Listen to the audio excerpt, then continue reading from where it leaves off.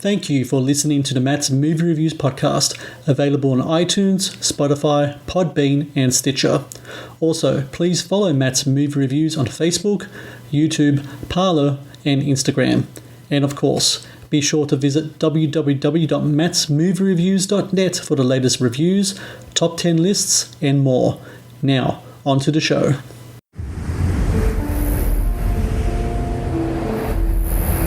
Can you imagine how your life would be if you couldn't say what you wanted?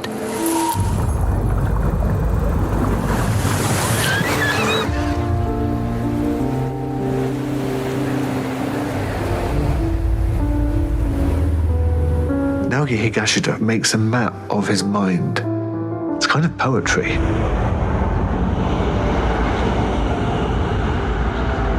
How do I see the world? For me, the details jump straight out.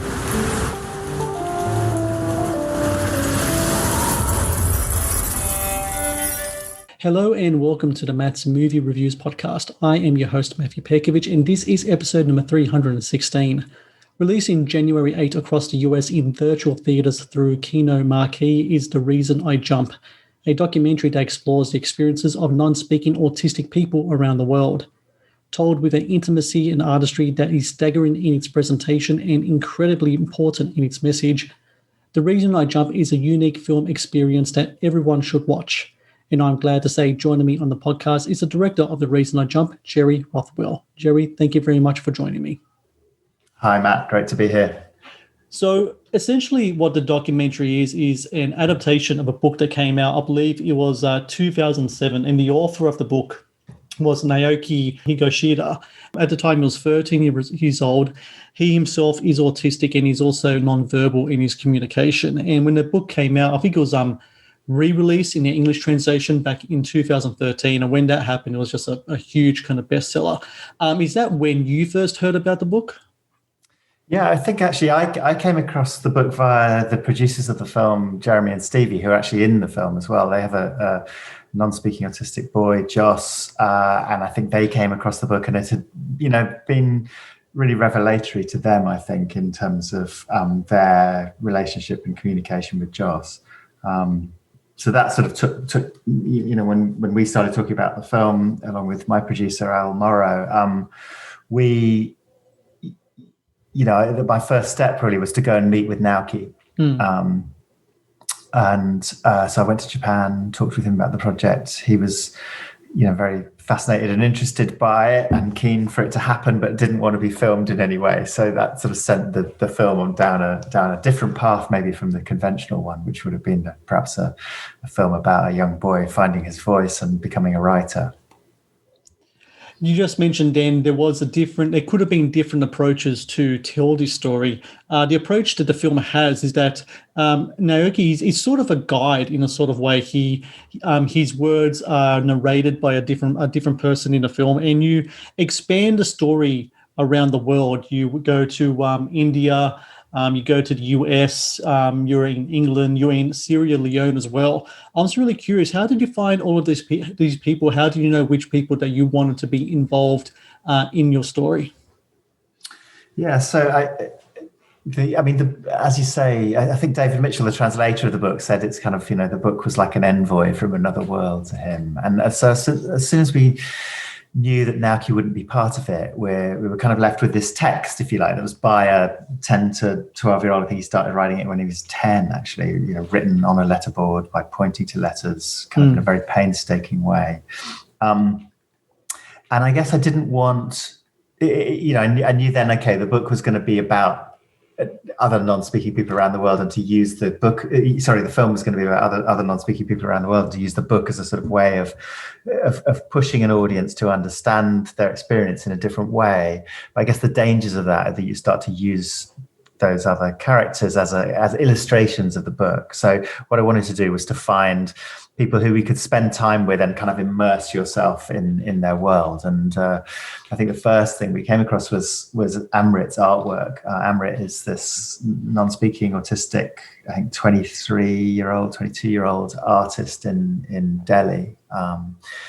And she began drawing really as a way of communicating with her mother. And that drawing over the last sort of 10, 15 years has turned into this amazing kind of art practice where she paints these beautiful, very detailed paintings that have a kind of, I don't know, I think they sort of, they have a particular way of looking at the world. Naoki in the book says that he perceives detail before he perceives the big picture. And it felt to me that there was something of that in Amrit's painting, and it was the perfect way to take an audience into a different way of seeing, which is what we kind of needed to do at the beginning of the film.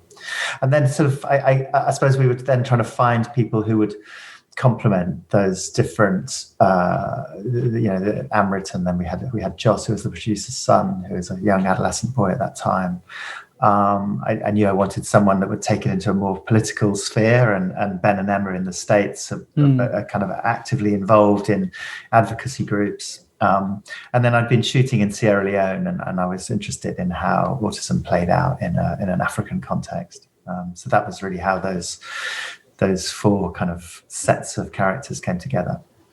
It's interesting that Naoki's story is essentially being translated twice. You mentioned before David Mitchell, who of course is the writer of Cloud Atlas. So he and his wife did the English version, and then you have another translation, which is what you have, and you translate it into the language of cinema.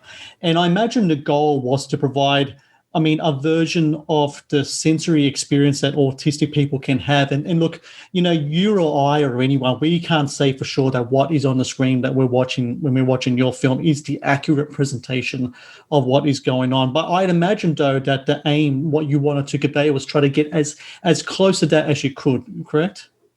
Yeah, absolutely. I don't think a film can kind of accurately replicate an internal experience. But I think what you can do is get an audience to kind of think differently about reality, I suppose, or about their everyday experience of reality. In a way, the book's actually been translated.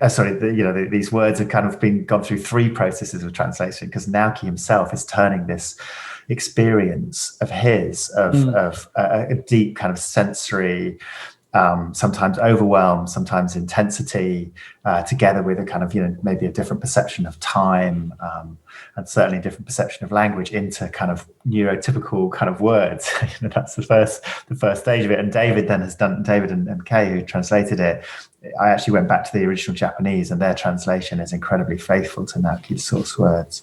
And I suppose what we wanted to do, especially as Naoki wasn't going to be in the film, was really like it allowed us in a way to depart from the book as Naoki's expression, and kind of try and create a film equivalent of the book.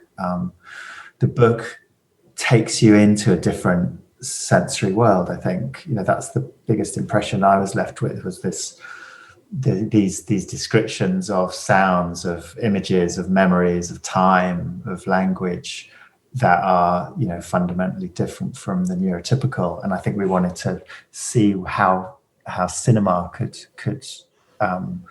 take an audience on that same journey. And I think in making it, I sort of felt actually cinema itself is a is a specific way of perceiving the world, with a kind of intensity that's beyond the everyday. It kind of gives itself to non-neurotypical versions of reality, because you're framing something, you're focusing on it, you're highlighting some sounds and not other sounds, you're shaping the way a viewer sees the world without letting them see kind of beyond the edges of the frame.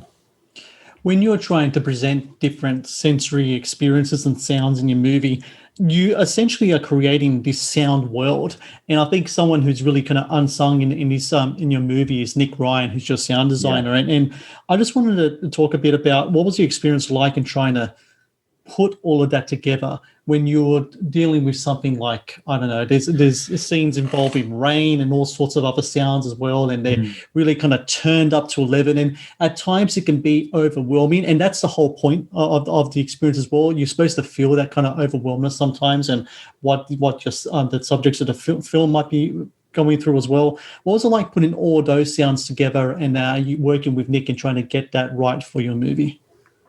Yeah, Nick is a British sound artist whose work a lot of whose work kind of touches on the kind of neuroscience of sound and of listening. He himself is synesthetic, and synesthesia, which is the kind of fusion of image and sound, or the fertilization between the two, is something that's very common in non-speaking autistic people, more common in non-speaking autistic people. So I think he had a kind of affinity to the kinds of descriptions Naoki makes about sounds and pictures and the connections between the two.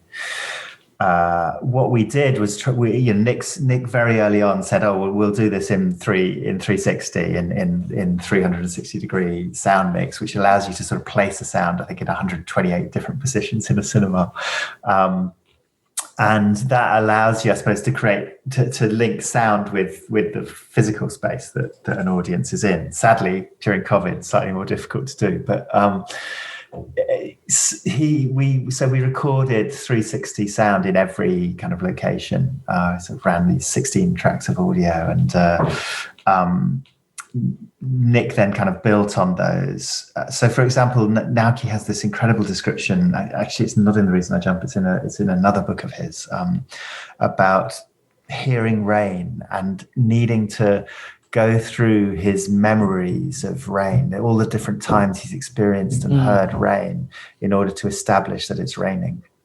And we happen to shoot a moment when Amrit is on her balcony in this high rise in Delhi, and a storm starts. And Nick kind of took that storm and took the 360 sounds that we'd found there, and then started to combine them with other sounds that sounded like rain, or rain in different contexts, rain on a pond, rain on a book, but also then to other sounds, kind of metallic sounds, the sound of, I can't remember, he took one sound which sounded a bit like rain, but wasn't rain. So that when you're listening, hopefully, to that moment in the film, you're sort of slightly shifted from thinking about it as rain, or it sparks other kinds of thoughts. And maybe that was a way of trying to reproduce the kinds of experience that Naoki described. When it comes to that sound of rain, is it true that Nick got like a piece of paper and kind of scrunched that up and kind of used that kind of sound? Is that the sound exactly, you're thinking of? Yes, exactly. Yes, sorry, that was the one. Yeah, exactly. Crinkling paper is in there. Nick actually made a couple of microphones for this project as well, to record particular kinds of sounds. There's another kind of big kind of sequence where Joss really enjoys listening to the sounds of kind of electricity substations, those little green boxes that you hear on that you see on the street corner that kind of have three-phase electricity, and the phasing of that electricity to those that are listening intently creates a kind of, I think for Joss, almost a musical, a very calming sound. And so Nick sort of built these microphones that you could attach to the electricity junction boxes to try, and then using that as the basis of the sound mix there. As well as talking with people in the film, or using as a very vague term, talking to people in the film who do have autism, you talk to their parents as well. And I was saying to you, off air, I'm the father of an autistic boy, 8-year-old boy named Michael, and I can't help but be empathetic when I watch what a lot of people go through in your movie. It can be incredibly hard, can be incredibly costly. There are many therapies you have to go through. There's a scene in particular where one of the people in the film, Joss, has like a meltdown. I know what that meltdown looks like. I have had experience with that, and I can really feel that through the screen. Having spent time with these families, what is your perspective on what you think the future will look like now that it seems to me that we are living in a time right now where the science into different forms of, autism, etc., is becoming not as clear as we hope it is, but clearer as opposed to other times. Like, there are many times where I say to myself, I thank God I didn't have my child 30 years ago, because who knows what type of experiences I'll have then. Are many of the families, many of the parents looking into the future with more hope, especially after reading Naoki's book as well and getting some of the perspectives from that? Is that a perception that you have when having spent some time with these people?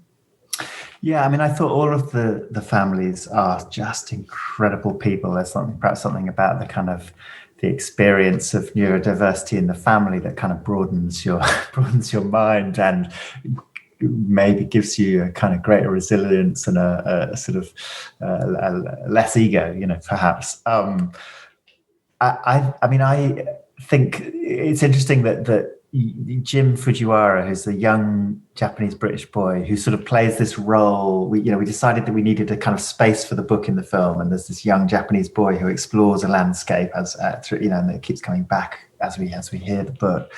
His parents read Naoki's book, I think, just at the time of his diagnosis, and I think it made a huge difference. Just that understanding of what was perhaps going on in their son's head really changed their sense of what his potential was, and how he might kind of learn and grow up. And I think, in a way, our kind of society needs to go through that same transition.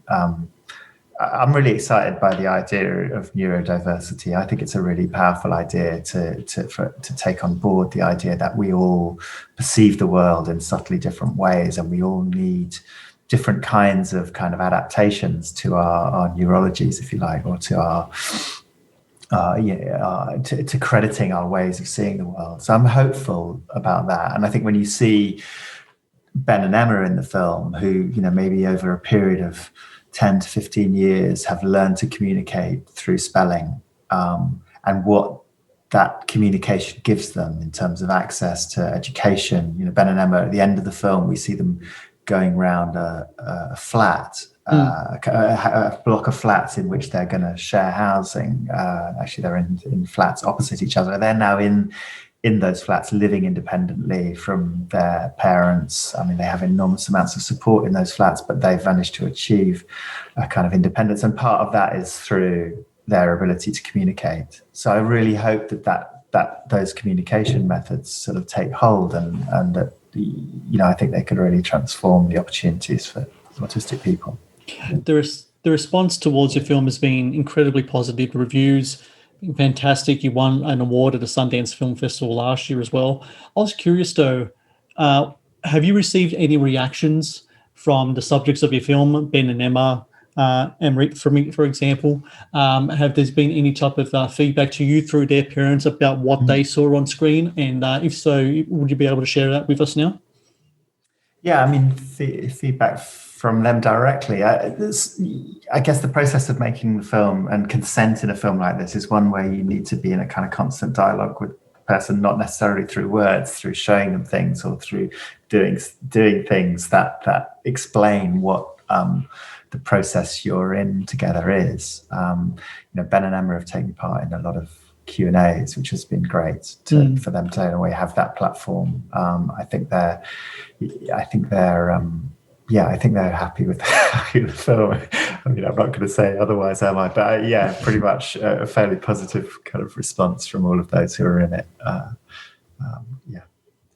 Well, I can say to everyone right now listening, especially to all my listeners in the States, to definitely watch The Reason I Jump and releases January 8th. You can watch that in a Kino Marquee. That's KinoMarquee.com. And that'll take you to all the links for different virtual cinemas. Just put in your zip code and show which one is closest to you.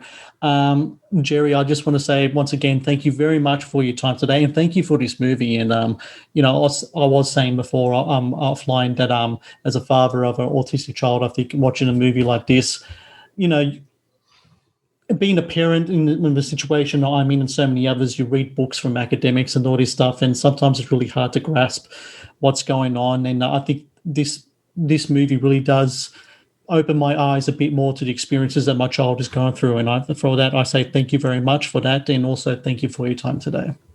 Great. Well, thank you for those words. I mean, it means a lot, I think, that parents and autistic people themselves kind of recognize things in it. That's fantastic from a filmmaker's point of view.